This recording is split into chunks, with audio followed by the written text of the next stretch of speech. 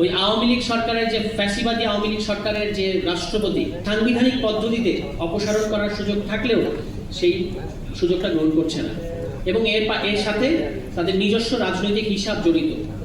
সব জায়গায় নিজেদের লোক বসালেও তাদের একটা রাষ্ট্রপতি বানানোর মতো রাষ্ট্রপতি পাওয়া যাচ্ছে না। আমরা বহুবার বলার চেষ্টা করেছি যে বর্তমান সরকার আসলে সংস্কারগুলো করতে চায় না, কিন্তু সেটা অনেকেই বেনিফিট অফ ডাউট দিতে চেয়েছেন অনেকদিন পর্যন্ত। কিন্তু গত সমাপনী এই প্রথম অধিবেশনের সমাপনী বক্তব্যে মাননীয় স্বরাষ্ট্রমন্ত্রীর বক্তব্য আপনারা শুনেছেন। তিনি বলেছেন যে আমরা অনেক কিছুতে রাজি হয়েছি, কারণ না হলে নির্বাচনটা হতো না। তো তারা মনে করছেন যে এটা একটা দলের বা একটা সরকারের অফিসিয়াল পজিশন হতে পারে, এটা তারা মনে করছেন এবং এটা তিনি বলেছেন এবং পুরো ট্রেজারি বেঞ্চ এটাকে টেবিল চাপড়ে কিন্তু স্বাগত জানিয়েছে।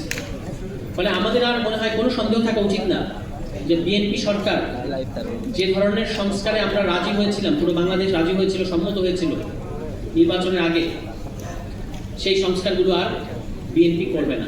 যতই তারা কোনো অক্ষরে অক্ষরে বাস্তবায়ন করবে, কিন্তু আমাদের কাছে এটা পরিষ্কার যে তারা এটা করবে না। শুধু তাই না, আমি এটাও বলেছি যে বিএনপি সরকার, বর্তমান সরকার শুধু সংস্কার করবে না ব্যাপারটা তাই না, তাদের যে দলীয় ইশতেহার এবং নির্বাচনী ইশতেহারে যে ধরনের যে সংস্কারের প্রতিশ্রুতিগুলো তারা দিয়েছে সেগুলোতেও কামব্যাক করা তাদের পক্ষে আর পসিবল হবে না।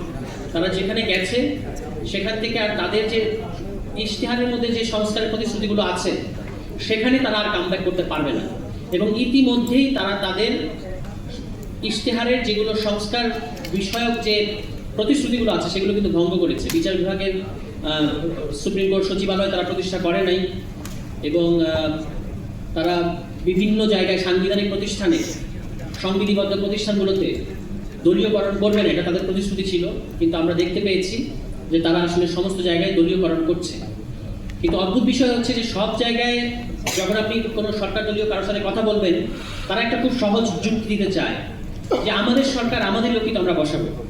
কিন্তু এখানে যে তর্কটা আমরা বারবার করার চেষ্টা করেছি যে যেগুলো নির্বাহী বিভাগের অধীন না, যে প্রতিষ্ঠানগুলো যেগুলো সাংবিধানিক প্রতিষ্ঠান, সেগুলোতে আপনি দলীয় লোক নিয়োগ দিতে পারেন না। কিন্তু এই সামান্য যুক্তিটাই, এই বেসিক কথাটা তারা বুঝতে পারে না। কিন্তু অদ্ভুত একটা ব্যাপার এখানে আছে, আপনারা নিশ্চয়ই খেয়াল করছেন যে সব জায়গায় নিজেদের লোক বসালেও তাদের একটা রাষ্ট্রপতি বানানোর মতো রাষ্ট্রপতি পাওয়া যাচ্ছে না। তারা ওই আওয়ামী লীগ সরকারের যে ফ্যাসিবাদী আওয়ামী লীগ সরকারের যে রাষ্ট্রপতি, যার বিরুদ্ধে দুর্নীতির অভিযোগ রয়েছে এবং এটা প্রমাণিত অভিযোগ, যিনি ইতিমধ্যেই তাদেরই ভাষ্য অনুযায়ী, বিএনপি সরকারের ভাষ্য অনুযায়ী সংবিধান লঙ্ঘন করেছেন, তাকে কিন্তু বিএনপি সাংবিধানিক পদ্ধতিতে অপসারণ করার সুযোগ থাকলেও সেই সুযোগটা গ্রহণ করছে না এবং এর সাথে তাদের নিজস্ব রাজনৈতিক হিসাব জড়িত। অর্থাৎ তারা হিসাব করেছে যে কখন রাষ্ট্রপতিকে সরালে আগামী নির্বাচনের সময়ে তাদের একজন রাষ্ট্রপতি থাকবে, এই হিসাব বা এই গণিত বিএনপি সরকার করে ফেলেছে।